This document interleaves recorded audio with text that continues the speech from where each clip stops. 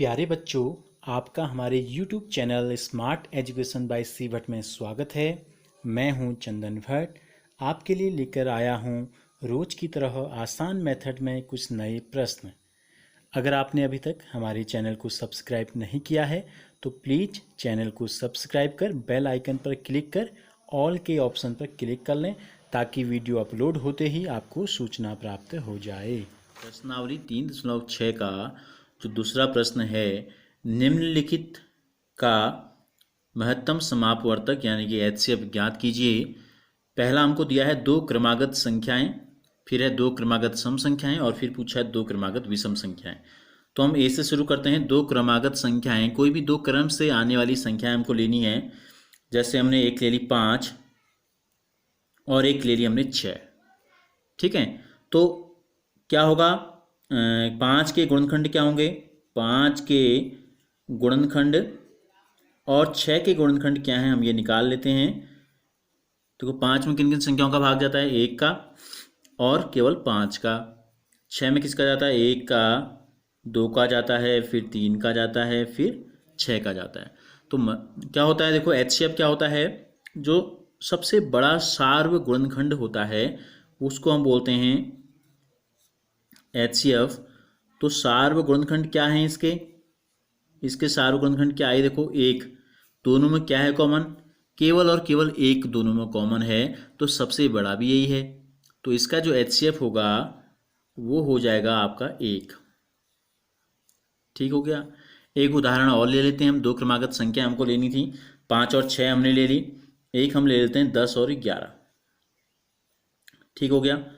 तो 10 के गुणनखंड, एक तो हम अभाज्य गुणनखंड विधि से कर सकते हैं, लेकिन हम उसमें क्या करते हैं, एक को शामिल नहीं करते हैं। तो हम इस प्रकार से कर लेते हैं। 10 में किस किन संख्याओं का भाग जाता है, 1 का जाता है, 2 का जाता है, 5 का और फिर 10 का। 11 में जाता है 1 का और केवल 11 का।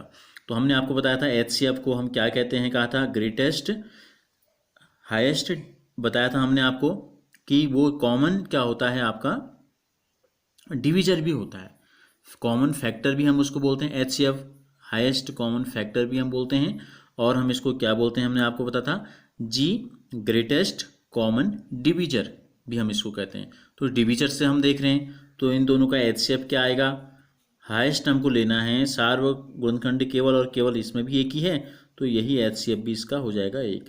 तो हम इन दो उदाहरणों से क्या निष्कर्ष निकाल सकते हैं, हमने दो उदाहरण लिए, दो क्रमागत संख्याएं ली हमने, पहले 5 और 6 लिया, फिर हमने 10 और 11 लिया, दोनों का HCF क्या आया, 1 आया।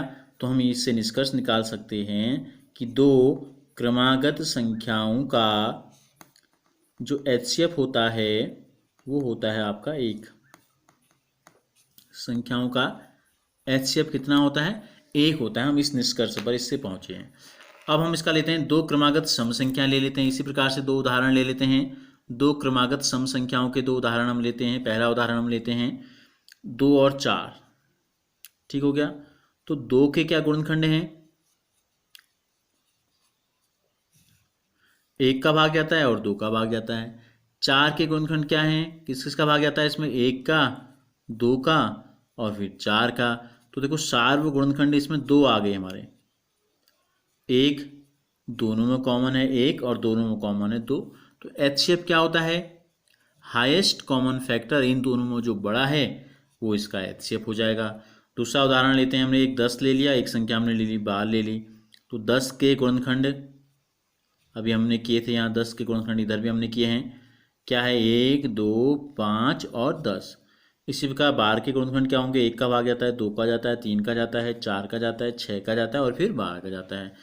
तो पहले तो हम देखेंगे कि सार्व गुणनखंड क्या है इन दोनों के, जो दोनों में कॉमन है, 1 दोनों में कॉमन है और 2 दोनों में कॉमन है। तो HCF क्या होता है, इन दोनों में जो कॉमन है उनमें हाईएस्ट जो है कौन है, बड़ा 2।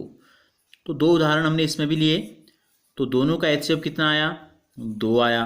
तो इससे क्या निष्कर्ष हम निकाल सकते हैं, हम ये निष्कर्ष निकाल सकते हैं कि दो क्रमागत सम संख्याओं का जो HCF होता है वो कितना होता है, 2 होता है। हम इस निष्कर्ष पे पहुंचे। तीसरी में हमसे पूछा है, या दूसरे सवाल में हमसे पूछा है, दूसरे के सी में हमसे पूछा है, पहला ए था, दूसरा बी, तीसरा सी, दो क्रमागत विषम संख्याएं ले लेते हैं कोई। हमने ले ली 3 और ले ली 5, तो 3 में किस किस का भाग जाता है, विषम संख्या है 3 में 1 का और 3 का। इसी प्रकार 5 में किसका जाता है, 1 का और 5 का। तो सार्व गुणनखंड कितने हैं, एक ही है, तो एक ही है तो वही क्या हो जाएगा, वही हो जाएगा HCF। एक उदाहरण और ले लेते हैं।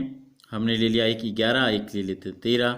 तो 11 में किन किन संख्याओं का भाग जाता है, वो कहलाएंगे 11 के गुणनखंड 1 का और 11 का जाता है। 13 में किसका भाग जाता है, 1 का और 13 का। तो एक ही कॉमन आ रहा है यहाँ, तो यही क्या हो जाएगा, हाईएस्ट भी है। तो HCF हमने 2 उदाहरण इसमें भी हमने लिए, आप 2 से अधिक उदाहरण भी लेके जांच कर सकते हैं। तो हर बार हमारा ये निष्कर्ष पे हम इस निष्कर्ष पे हम पहुँचे हैं कि 2 क्रमागत विषम संख्याएं जो होती हैं उनका HCF भी एक ही होगा। ठीक है, 2 क्रमागत विषम संख्याओं का जो HCF होगा वो कितना होगा, 1। कैसा, जैसा कि 2 क्रमागत संख्याओं का था, जैसे कि हमने यहाँ निकाला था। केवल और केवल सम संख्याएं जब आएंगी 2 तो उनका HCF होगा 2। अब इसके तीसरे प्रश्न में हमको एक प्रश्न दिया है, हमसे कहा है अभाज्य गुणनखंड द्वारा 2 सह अभाज्य संख्याओं 4 और 15 का मौसौ इस प्रकार ज्ञात किया गया। 4 के गुणनखंड किए गए 2 गुणा 2 और 15 के गुणनखंड किए गए 3 गुणा 5। चूँकि 2 गुणा 2 और 3 गुणा 5 में कोई भी अभाज्य गुणनखंड ऐसा है नहीं है जो सार्व है, दोनों में कॉमन है, इसलिए 4 और 15 का HCF जो होगा वो 0 होगा।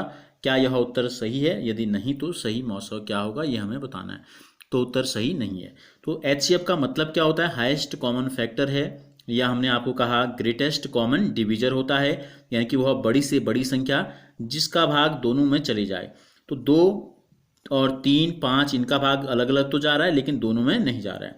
तो हम क्या करते हैं, इसका डिवीजर के हिसाब से हम करते हैं। जैसे अभी हमने इससे पहले में किया, जस्ट 4 के गुणनखंड क्या होंगे, 4 में किस किसका भाग जाता है, 1 का, 2 का और 4 का।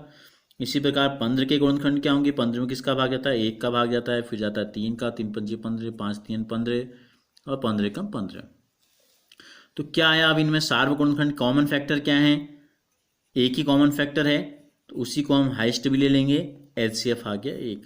तो अगर कोई भी चीज़ कॉमन नहीं, जब हम, अब आपको इस बात का ध्यान रखना है, जब हम अभाज्य गुणनखंड विधि से HCF निकालेंगे, अगर कोई भी संख्या कॉमन नहीं आ रही है तो उसका मतलब है इन दोनों संख्याओं का HCF, या 2 से अधिक संख्याएं भी हैं तो भी HCF उनका क्या होगा, 1 होगा।